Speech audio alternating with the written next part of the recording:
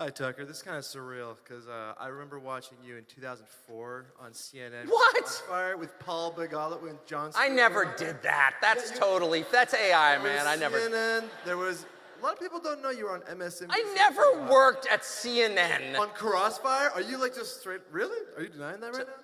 For real? Have you ever heard of AI, dude? Oh my God. Oh, he's doing it. That's pretty good. I'm totally kidding. See, I don't. No, I did. I've done a lot of shameful things. I'm not going to pretend.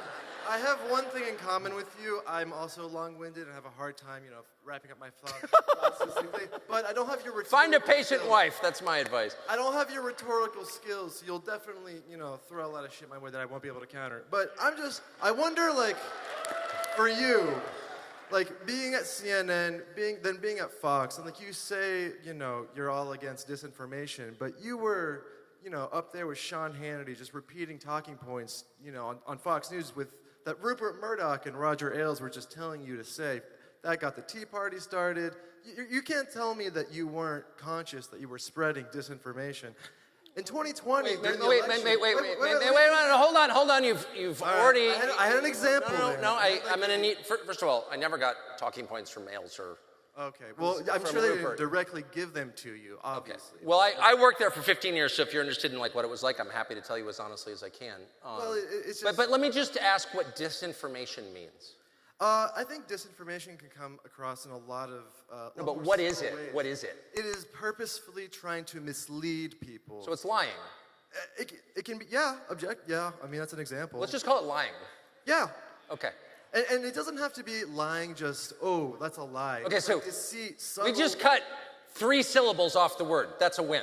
Okay. That's a Doge move. We went from disinformation to lying. All right. Yeah. So, do you not feel like you've been part of contributing to the rise of essentially just people gaslighting each other and just, what are your What's gaslighting? What are your personal convictions? Do you sometimes forget what you actually believe versus, what you thought? How old are you, son? Too old. I'm old. Don't worry about it. Okay. I remember. I've seen you for a lot, the text. Yeah, I was about to say. When you texted, okay, I can't wait for Trump to, I hate him with passion, with a passion. You had, those came out in court, and that's what you thought, but at the same time, you were actively supporting Trump and the whole 2020 election situation. So that's disinformation right there. Okay, so you're giving me a lecture about what I think. And I do think...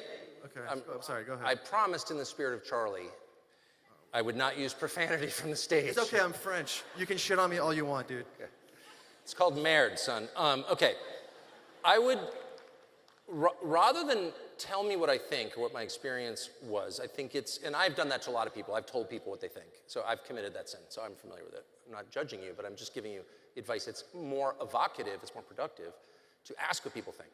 That's what I'm trying to ask. And so you're saying you participated, I think you're saying, in a lot of things that were false and bad for the country. And what do you really think?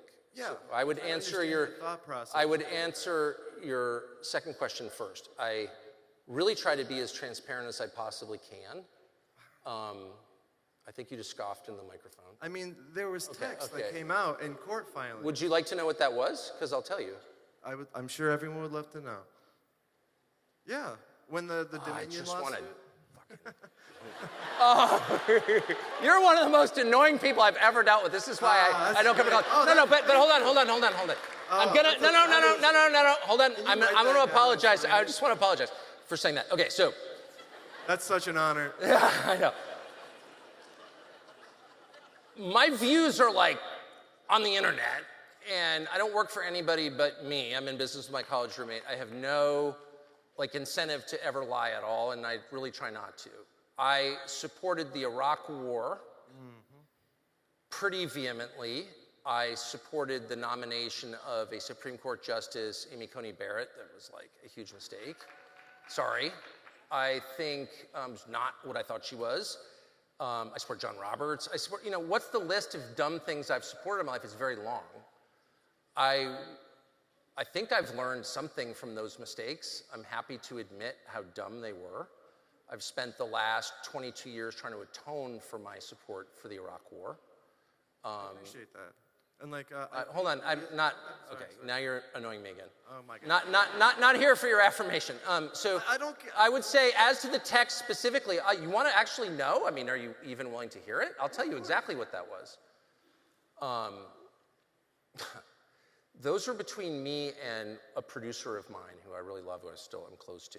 And that was about, it was in January after the election, and Trump was saying, they stole it from me. And I called the White House and I said, I'm totally willing to believe that. I mean, Zuckerberg puts, $400 million into the mechanics of elections. I don't think he's doing that because he believes in good government. Like, what is this? It's clearly their stuff. And I say to the White House, someone specifically at the White House, give me examples. And he says, I have got a great example for you. I've got 7 or 8 dead people who voted. And the beauty of that claim was it's provable because they're death certificates. And we've got the death certificates, and we've got the obits, and they voted, and they're on the voter rolls. We know they voted. Well, I mean, talk about slam dunk. I'm not repeating anything I can't prove. I don't trust any campaign, period. I never have, on either side. I just don't trust campaign consultants. They're disgusting. I still think that. But this seemed like a verifiable hit. So I go out there, and I say, there's a lot of talk, and you can pull up the tape. There's a lot of talk about, election theft. We're working on it. And I'm working in Fox News, so there's like a lot of, let's find out what happened. But we know that 7 or 10 dead people voted, and here are their names. Miss Wanda Johnson of Sioux City, Iowa, and, Jack Klein of Corpus Christi, Texas, and I would go through the whole name, and we'll put the obits up. Well, within 25 minutes, a couple of the dead people call CNN to say, we're not dead. And CNN runs this whole thing exposing that I have just made this colossal error on the air. There's nothing I hate more than being wrong and humiliated like that, because I have a staff. We should get this right. And I didn't get it right because it's so easy to check whether or not someone has died that I didn't check. And I was enraged. And I was just enraged by the whole thing. And my position was, at the time, if you're going to claim it was stolen, prove it to me. I'm an adult man. I'm not taking anybody's word for anything. How come you weren't saying these things during, on Fox News? I did the next day. And I'm not here to just try to argue with you. I really do think this country's going through some, deeply troubling times. Wait, what do you mean argue with me? You just said, wait, stop. You just, wait, hold on. You said, why didn't you say these things? And I said, I did the next day on the air, live on Fox News. And you're like, oh, yeah, okay, whatever. No, but you didn't, though. Check the tape, dude. Emphasis of your show... The emphasis. What are you talking about? I went immediately on the. Cop-out. Okay, fine. What do you mean it's a cop-out? I was completely wrong. I blamed the Trump campaign for being wrong when it was partly my fault for taking their word for it, which I shouldn't have done. And the guy who gave me that information, I just ran into. I'm still mad at him. He's still around. It's just so you don't take any ownership for devices. What do you mean any ownership? You had the #1 rated show in America. What specifically are you talking about? You had the #1 rated cable. I'm aware of that. I hosted it. Yeah, I know. So you had. I know.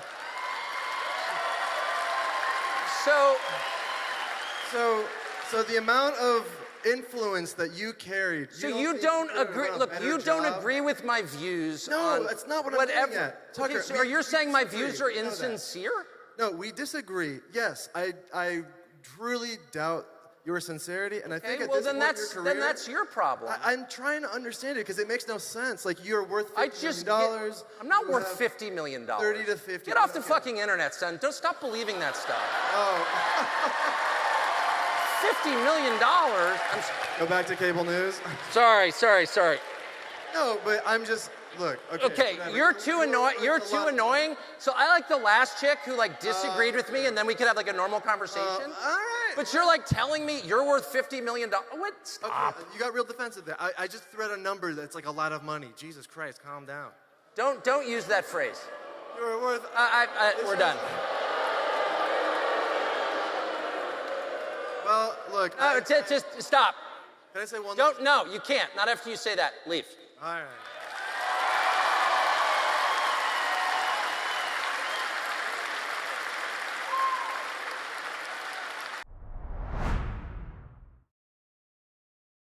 Thanks for watching our YouTube channel. We hope you'll subscribe to it. And by the way, you can hit the little bell on there and get notifications every time we produce a video. We hope you'll do that also.